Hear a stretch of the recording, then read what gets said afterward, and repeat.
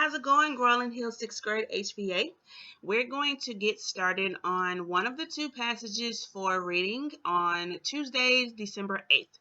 So we're going to jump right into it. We're going to follow the same format that we did for Monday's writing. Is we're going to come through and read the passage and then go through and answer our questions, all right? Okay, so at one time people thought that blowing dust was the way to clean. Then in the 1870s, Herbert Booth, an engineer, tried placing a handkerchief between his mouth and a couch, sucking in. The film of dirt on the other side of the hanky suggested that suctioning in dirt was the way to clean. Then Booth made an awfully smart move. He designed fans that sucked dust into pillowcases. Booth even sold some to the Queen of England. About 30 years later, the Hoover Company came out with an upright suctioning machine on rollers. The rest is vacuum history.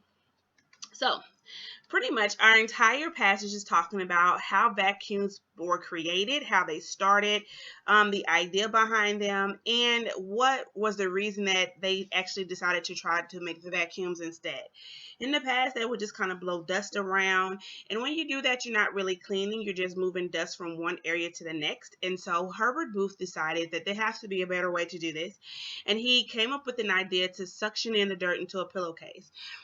His idea was such a great thing that even the Queen of England, who was a pretty big deal, actually purchased one of his devices. Now, the thing I want you to understand is that even though Herbert Booth has the idea behind it, the Hoover Company was the first company to actually capitalize on it as a company whole and make significant money on it. Hoover vacuums are still around to this day, even though there's many other brands. All right, so let's get started with our questions. The first one says the title that best summarizes the paragraph is. I want us to focus on this word summary, okay?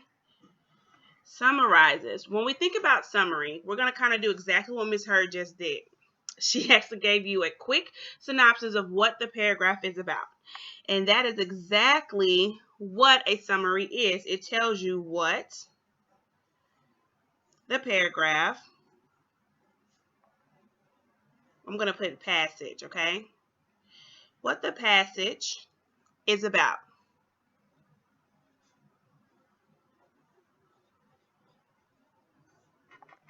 That is what a summary is. And when we're summarizing, we want to condense that entire passage into something real simple and quick.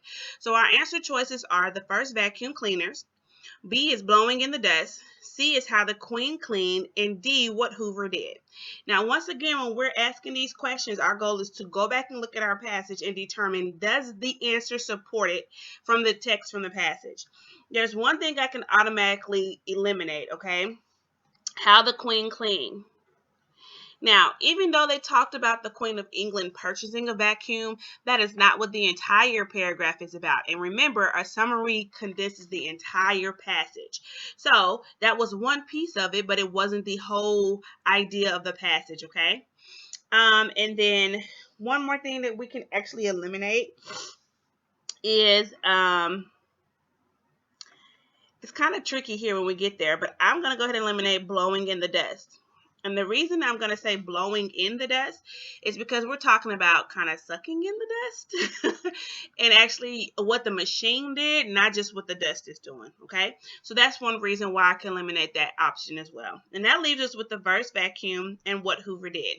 And once again, go back and ask your questions. Is the passage talking about just Hoover vacuums? Are they talking about just the first vacuums? And if that's the answer, then you're going to pick the correct one, okay?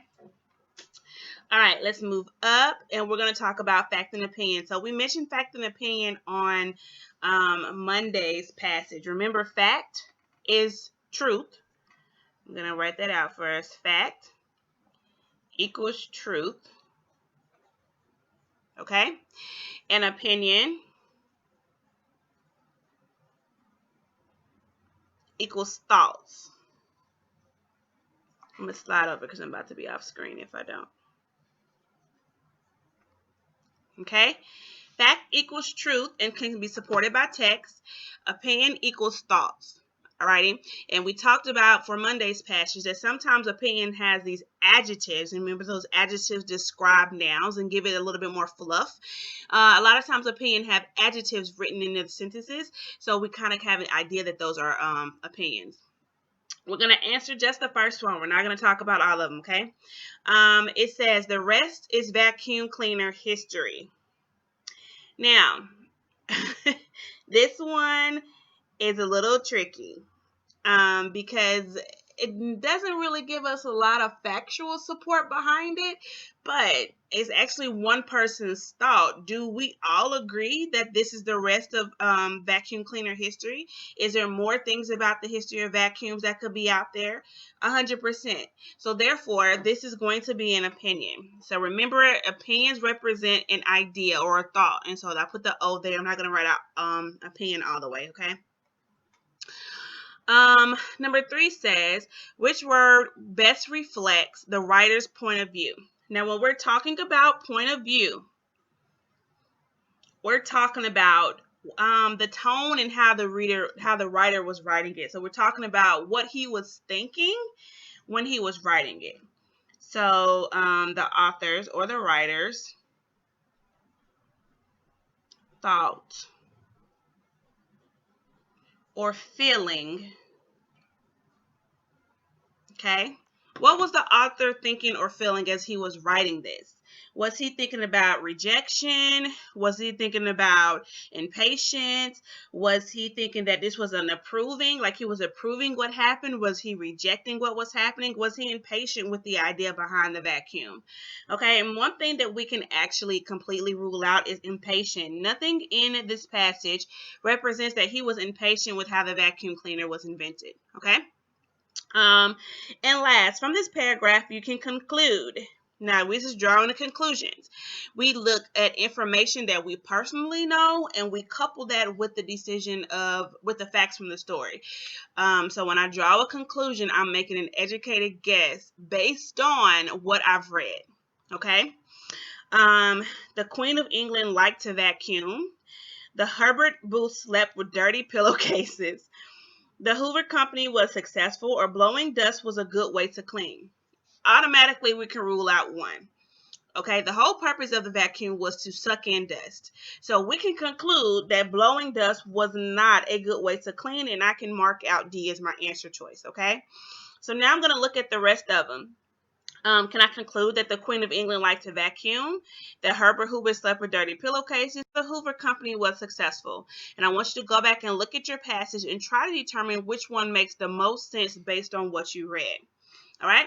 So, once again, any questions, email me rheardhickson.rheshva@gmail.com or call or text me 256-513-8064.